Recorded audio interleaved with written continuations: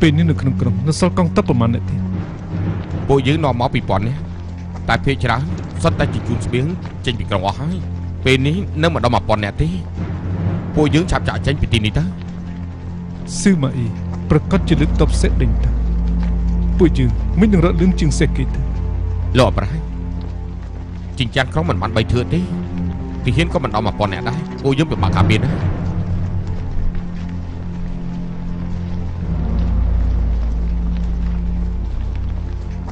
ប្រកាសបញ្ជាយកទង់ជ័យលាក់ទុកទាំងអស់បើកធ្វើក្រុងគ្រប់ជ្រុងជ្រកនីមួយៗឲ្យទាហាន4-5នាក់ធ្វើជាប្រជារាស្ត្របោះផ្លូវមិនអាចចេញចូលប្រតិបត្តិក៏មិនអាចស្រែកលឺដែរអ្នកប្រឆាំងកាត់ក្បាល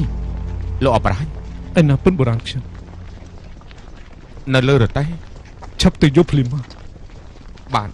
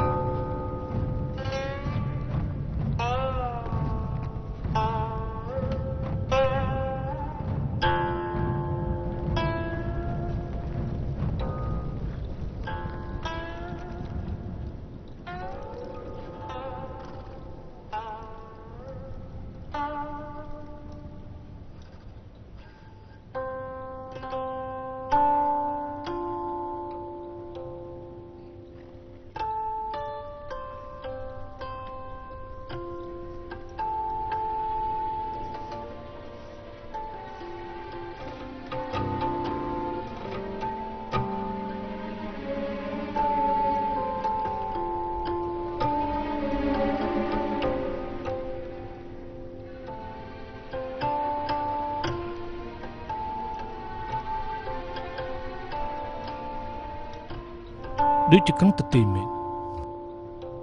ប្រកាសបញ្ជាតបក្រោយខ្លាចជាតបមុខដកតមស្បៀងសិតទៅនៅក្នុងក្រុងហើយបានចដកតប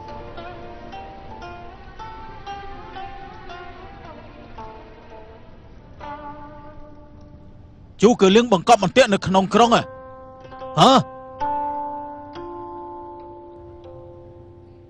ក្រុងតូចមួយបែបនេះទើបជាមានបង្កប់ទាហានកុំច្រើនដែរសំណុកចេញបញ្ជាឲ្យខ្ញុំលើកទ័ពវាយចូលក្រុងទាហានបង្កប់នៅក្នុងក្រុងមិនច្រើនទេចុះលើភ្នំដែលនៅខាងក្រៅក្រុងជូគឺលៀងគឺជាមនុស្សដែលម៉ត់ចត់មិនអាចបន្ថយនឹងគ្រោះថ្នាក់ទេដកថយទៅកាលណាដកហើយទាហានបង្កប់នៅលើភ្នំនឹងសម្រុកចេញមកហើយឆាប់ដកទៅដកទ័ព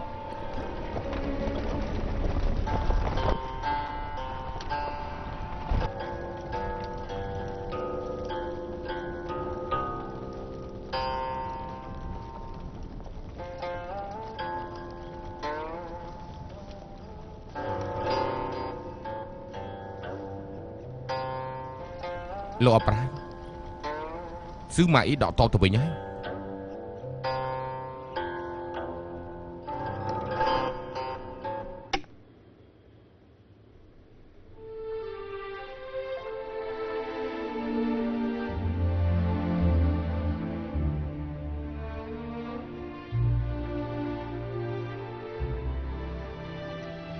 ទេវតាជួយខ្ញុំលោកអប្រាយហេតុអីក៏លោកដេញពិនតែមួយបត់ក៏អាចបំភ័យកងទ័ពមួយសែនអ្នករបស់ស៊ឺម៉ាអ៊ីបានអញ្ចឹងគេដឹងថាខ្ញុំជាមនុស្សម៉ត់ចត់មិនដែលធ្វើការប្រថុយឃើញទ្វារក្រុងបើកចំហខ្ញុំអង្គុយដេញពិនគេក៏ជឿថាក្នុងក្រុងប្រកាសជាមានបង្កប់ទេទេវតាអើយឲ្យតែលោកដេញខុសចង្វាក់តែបន្តិច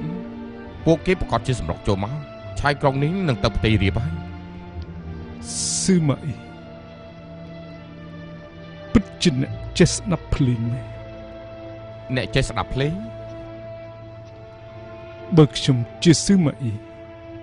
ខ្ញុំមិនដកតបទេ ទីនេះមិនអាចនៅយូរទេឆាប់នាំគ្នាដឹកស្បៀងចាក់ចេញពីទីនេះភ្លាម ទទួលបញ្ជា